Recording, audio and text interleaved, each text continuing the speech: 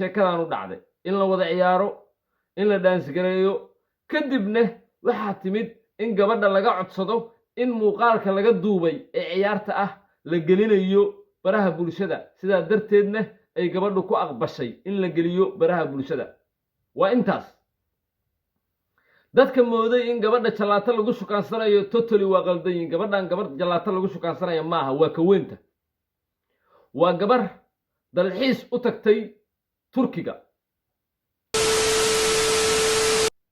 inta kaliya ama dhaliisha kaliya ee leedahay ayaa waxay tahay nin ajnabi ah ee la ciyaarto of course annaga Soomaaliya nahay dad waxaan nahay aad u cunsuriyeeya dadka kale aan annaga ahayn marka gabadha taas haddii lagu dhaliilo waa dhaliil la qaada karo oo la yiraahdo ajnabi bay la ciyaartay laakiin gabadha si kale ayaan loo dhaliilin oo aan la faquuqin gabadhaas waa gabar Soomaaliya oo dalxiis u tagtay dalka Turkiga gaar ahaan magaalada Antalya waxay tagtay meel jalaato lagu iibsado kuna caan ah meeshaas in jalaatada lagu iibiyo qof walba taga oo Antalya tagay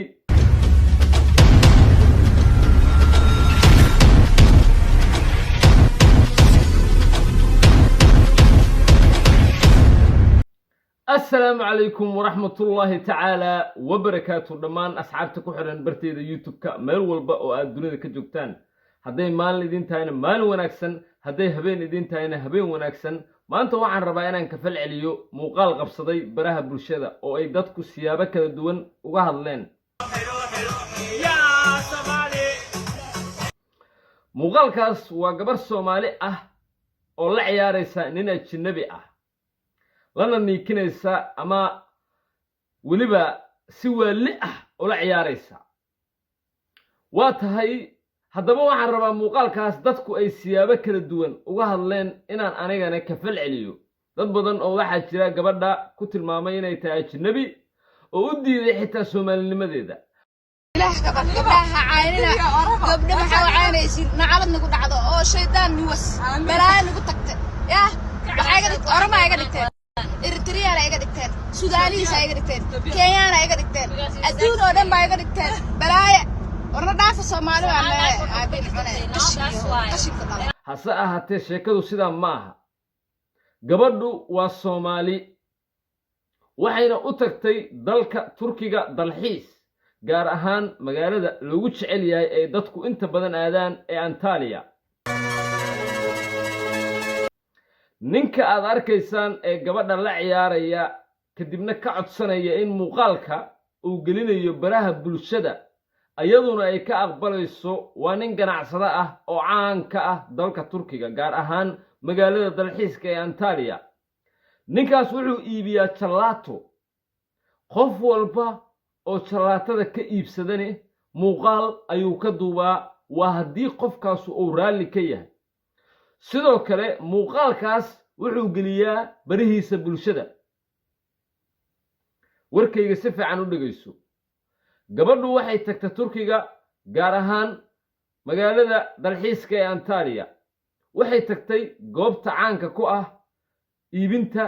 jalaatada ee uu ninkaas leeyahay ninkaas waa nin caan ah oo iibiyo jalaatada waxayna iibsatay jalaato after jalaato kadib ay sheekadan u dhacday in la wada ciyaaro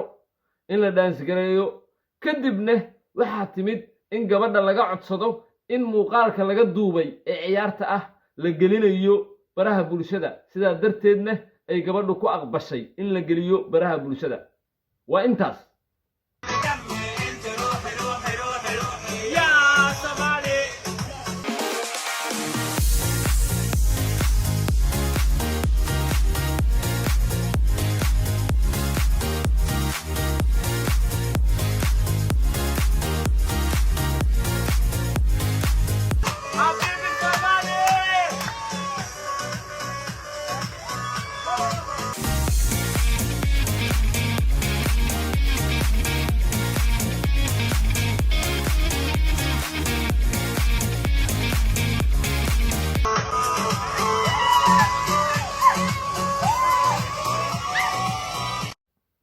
dadka mooday in gabadha jalaato lagu shukaansanayo totally waa qaldayin gabadhan gabadh jalaato lagu shukaansanayo maaha waa ka weynta waa gabar dalxiis u tagtay Turkiga sidaa darteedna muuqaalkaas laga duubay ayadaana dabcan aqbashay in muuqaalka baraha bulshada la soo geliyo waa tahay gabadha arrinteeda intaasaan uga baxayaa gabdho badan oo waxaa jira marka Soomaali ah oo gabadha dhaliilayay iyo rag badan oo Soomaali ah wax kalena maaha waxay ku dhaliilayaan Soomaalidu waa dad dhaqan wanaagsan oo isjecel waxay ka xumaadeen ajnabiga gabadha la ciyaaraya of course anigaba waa dhihi lahaay gabar Soomaali ah mar walba madaxay noo saaran tahay annaga haddaan Soomaalinahay annaga aad baan u jecelnahay gabdhaheena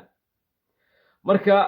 gabdho badan oo waxaa jira oo gabadhaas lamida oo meeshaas talaata ka iibsaday oo muuqaalo noocaas oo kale ah laga duubay ama muuqaalo iska caadi ah ee uu ninkaas ka duubay ee uu soo geliyay social media-hiisa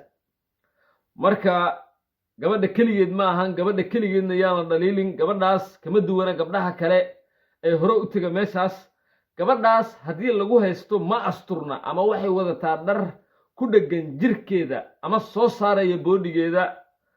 waxaa jira gabdho badan oo Soomaali ah oo xirta dhar soo saaraya cawradooda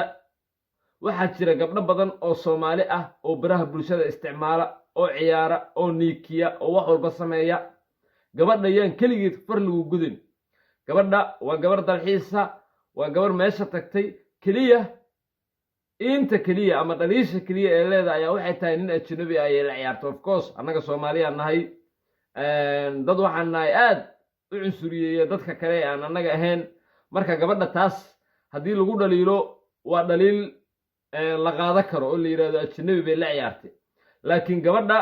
si kale ayaan loo dhaliilin oo aan la faquuqin gabadhaas waa gabar Soomaaliya oo dalxiis u tagtay dalka Turkiga gaar ahaan magaalada Antalya waxay tagtay meel jalaato lagu iibsado kuna caan ah meeshaas in jalaatada lagu iibiyo qof walba taga oo Antalya tagay dabcan adiga daawanayo waxa laga yaabaa meeshaas inaa hore u tagtay anyway waxaan ku soo gabagabanayaa muuqaalkan gabdhaha Soomaaliyeed markii ay tagayaan meeshaas oo kale ama meelaha la midka ah kow waa inay sharafta faamilkooda dhowraan waa inay dhowraan sharafta aabahood iyo walaalahood labo waa inay dhowraan sharafta Soomaaliyeed ma fahmaysaan labadaas haddii ay yeelaan arki mayno waxyaabo noocan oo kale ah sorry waxaana ka iloobay waa horta inay ilaahay ka baqaan kow waa inay ilaahay ka baqaan kadibna ay sharaftooda dhowraan kadibna midda faamilkooda dhowraan man sharafa nafsahu fa huwa shariif